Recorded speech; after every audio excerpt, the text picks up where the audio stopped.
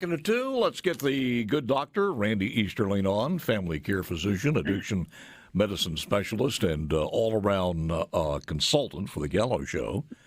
And he's wrong very few times, according to him. Good morning, Mr. Gallo. Morning, sir. How are you? How you doing? Let me start by saying I just want to give a shout out to Super Talk. This I guess you would call them public service announcements that y'all have been doing with Archie Manning, Richard Cross, and yourself. I heard you do one Saturday morning. I think it just is highly effective, especially when you see people like Archie Manning sitting in his living room addressing the people of Mississippi and saying, trust your doctors, trust science, go get your vaccine. I just think y'all have done a good job on that, and I wanted to recognize you. I thank you. You need to step up the volume on your phone just a little bit, but I got to tell you, I was just reading some things here on the Internet. There's so much out there that you do not know if it's planted.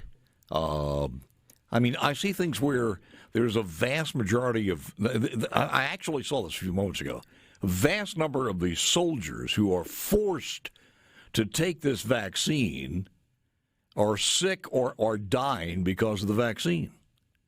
How in the hell can they put something like that out there? I have no idea. The misinformation is doing much more harm, obviously, than it is good.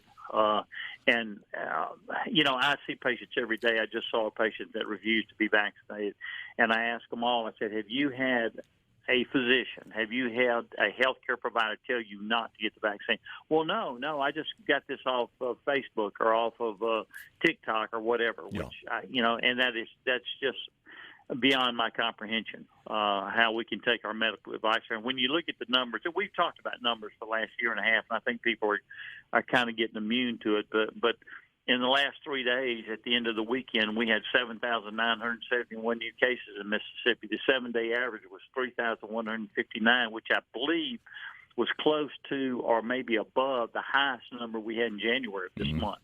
I mean, the numbers are just out the roof. In the United States, in the last month, our deaths from COVID have gone up 173%. And it's just mind-boggling to know that now, 18 months into this pandemic, we don't have a cure, but we have a vaccine that's perfectly safe and highly effective, and a certain cohort of people are just refusing to get it. Well, because I get it too as far as on social media, and a lot of them will say, well, Paul, what you're not seeing is that a lot of these people, the vast majority of these people are going to survive, 99% of them, so et cetera, and some of them people don't even know they're sick. Well, that's not the point of this. The point is the ones that don't. We had 82 more deaths yesterday. And the only way we can stop the deaths is that the people who are asymptomatic or asymptomatic or who make it through here is to get a vaccine. Well, we buried a good friend of mine Friday here in Vicksburg who chose not to get vaccinated, and very intelligent, highly educated individual, professional, and it's just broke the hearts of everybody in Warren County that knew him. I was having lunch yesterday with our pulmonologist, and one of the doctors asked him, he's a critical care specialist that takes care of all our COVID patients, said, have you taken care of have you had to put someone on a ventilator that was fully vaccinated? And this is for the last 18 months. And he said one person, and it was an elderly person that had multiple medical problems, hypertension, diabetes, coronary artery disease, and the person did pass away. The numbers are there. They're glaring. The vaccine is not 100%, but it's highly effective. If you get COVID and you've been vaccinated, the chances of you ended up in the hospital are significantly less. The chances of you ended up on a ventilator are almost zero. What's your update on what you hear? What are you hearing? Because I heard over the weekend that there's, I'm not sure who said this, was it Fauci or whomever it happened to be, that we might be looking in booster shots every 6 months or something, and well, I think that was a little scary to some people. Yeah, the boosters are should officially begin on September the 20th, where they will advise people to. Right now, the position is 8 months after your second shot, but my My suspicion is that's going to be cut down to anywhere from 5 to 8 months, but I certainly can't speak for the CDC.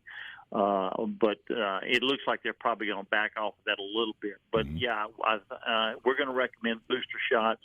But are you going to have to get booster shots from here on out every 6 months? I don't think that's going to be the case, unless we don't knock this virus out. And we have about 80 million people that are eligible that aren't vaccinated in this country. If we could vaccinate a significant number of those, this thing would be over within a month.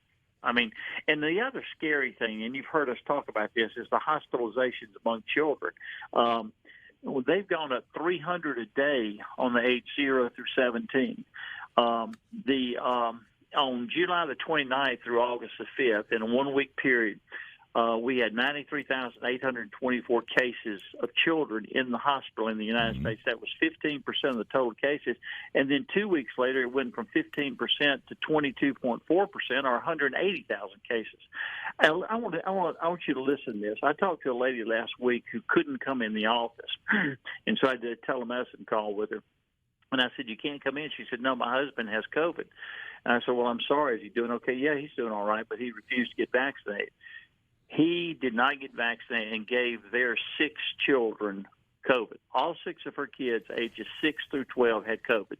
So she was at home vaccinated with a sick husband and 6 children with COVID. I mean, how do you get your mind around that?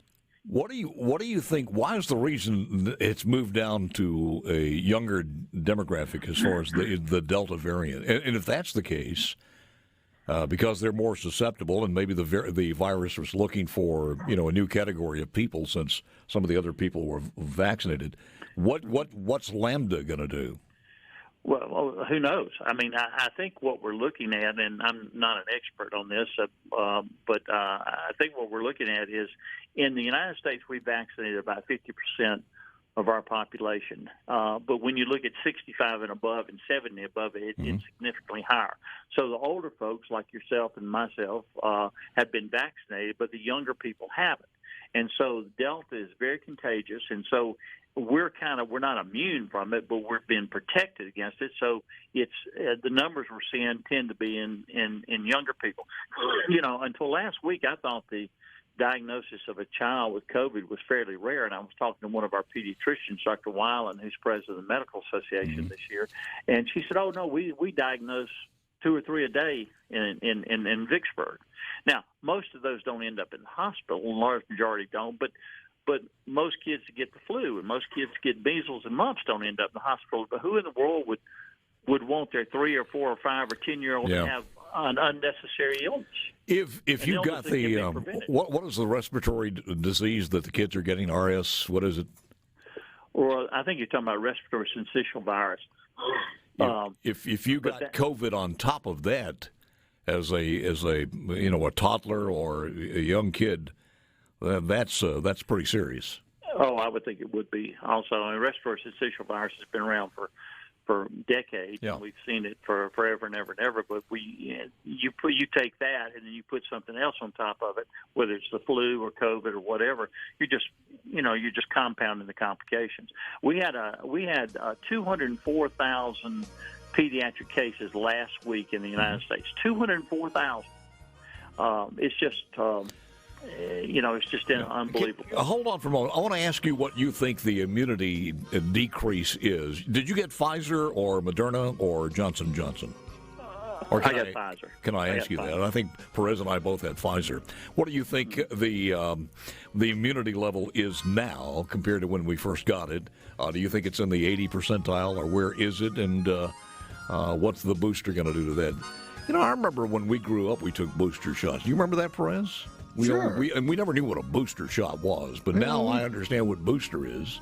Apparently the first one didn't do it, so we got a booster shot. So, more with Dr. Randy Easterling. August, back with Dr. Randy Easterling. So what do you think the immunity level is now? What have you heard? How much has it decreased in the several months since we've taken the shot? Well, initially with Pfizer, Moderna, the immunization immunity rate was around 94, 95, 96%, depending on who you read. Mm-hmm. And I think the studies are showing now that after about 6 months, 8 months, after the second shot, it drops down to about the mid 80s or maybe low 80s. So you're losing about anywhere from 10 to 12 to 15% immunity. Now, it's important for those people out there who who are talking about reasons why you don't get the shot, is that no one has ever said that this is 100%. No vaccine in the world is 100%. And what we said is that if you took the Pfizer, Moderna, and the Johnson & Johnson, then you were about 95% sure that you wouldn't get the virus, or if you got it, you wouldn't end up in the hospital or you wouldn't die from it. And so you've got still 5% that it's not going to work on. But I'm going to take those odds any day of the week. Now, the boosters have really been very effective on increasing your immunity, especially there was a paper that came out, I think, last week on Johnson & Johnson. If you get the Johnson & Johnson, if you get a booster from that, which is probably going to be the Pfizer shot, it's not going to be another Johnson & Johnson, then your immunity just kind of goes out the roof. So I would encourage everyone, when it's available and when your physician says it's okay for you to get it, for everybody to get the booster. Okay, wait a minute now, because when we talked earlier, I think it was Dr. Byers, Dr. Horn, or somebody that we had on, they said the acceptable thing to do then was if you had Pfizer, your booster was going to be a Pfizer. Have they've changed that since then? No. If you've had Pfizer, your booster's going to be a Pfizer. Okay. If you had Moderna, your booster's going to be a Moderna. If you had J&J, the booster is probably going to be Pfizer. It's probably not going to be another J&J shot. Well, is the booster shot that we would get, is it actually the same thing in a different amount, or is it a different composition? As far as I understand, it's the same shot. It's the same shot. Yeah, but again, for Pfizer, it's Pfizer. For Moderna, it's Moderna. But for J&J, it's most probably going to be Pfizer. Have you heard? For whatever reason, I don't understand. You alluded to the Johnson & Johnson data that was coming in, and I think we read some on the air that it was better than expected or worse than expected. No, it's better than expected. That's what I thought. That's what I read. It was. As a matter of fact, the efficiency, the immunity level that you have now hasn't changed that much from the initial shot as far as the Johnson & Johnson's concerned. No, it hasn't, but there is some data out that shows that when you get the booster after having the J&J, that the immunity goes up significantly. Well, I would hope that would be the same for Moderna or Pfizer for that matter. Yeah, it is. And just a little caveat, and just again, I'm not an expert on this, but if you've had COVID and you've been fully vaccinated and get a booster, I would think you're good to go. Yeah. I mean, well, here's the other part. This is why the conspiracy people have a lot of fodder out there. Looky here. Come on, Doc. These people are rolling around in billions and billions of dollars, and they've already made that. Look what they're going to make now. Every 6 months, they're injecting more of this stuff in our arms. Well, again, I don't think anybody has officially said you're going to have to get a booster every 6 months unless we don't knock this virus out. Yeah. And God knows what.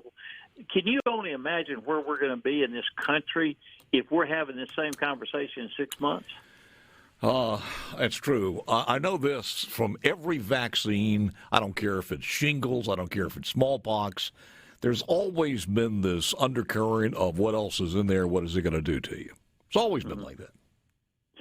Well, yeah, I guess so. But I don't. It's like I tell patients every day that refuse to get vaccinated. I write them prescriptions, and I show the prescription. I said, you don't have a clue as to what this is in this medicine, whether it's a Z-Pack or whether it's lisinopril or whether it's buprenorphine or whatever. You don't have a clue as to what's in. You don't know anything about the physiology behind it. You don't know what it does to your body. All you know is that you've come to a healthcare provider that you trust, and we're giving you some medicine that is most probably going to get you better. Yeah. Why is the vaccine any different? Have you prescribed ivermectin? No. The problem with ivermectin, well, there's no evidence that it's effective, just like there's no evidence that hydroxychloroquine is effective. But where people got in trouble is they've gone to Tractor Supply or their feed and grain store, and they've bought the animal preparation for it. Ivermectin is FDA approved for humans under certain cases, and that's it's not nearly as dangerous as the other ivermectin because those are in huge doses, as I think Dr. Smith explained from Mississippi State last week on your show. If you're a student of human behavior, it's always you're never going to graduate because to try to figure out people who would say, Walgreens is closed, I think I'm going to go by Tractor Supply. You'll never figure those people out. Oh no, that's. But we absolutely have to get our arms around this thing. One thing that some people have talked about on your show and other shows is how we are just literally wearing out our healthcare providers. Yep. Most of us don't take care of sick COVID patients in the hospital. That's done by the intensivists. It's done by the nurses, by the respiratory therapists. And from a nursing standpoint, I'm not a nurse, but nurses are just worn out. And they're walking away from their job, not in huge numbers, thank God, but we've got a shortage of, I think, 2,000 RNs in this state, as it is. Yeah. And you just can't expect these people to work like they've been working the last 18 months. Let me say this, because this is in a moment of running out of time. I hate to step on you, but I want to get this in. One of the things that's happening there, and I see this, and I've gotten several emails on this and some calls, is that the nurses are also frustrated because we're talking about maybe a special session or whatever it happens to be. People were talking about, let's take some of the stimulus money and let's hire more nurses.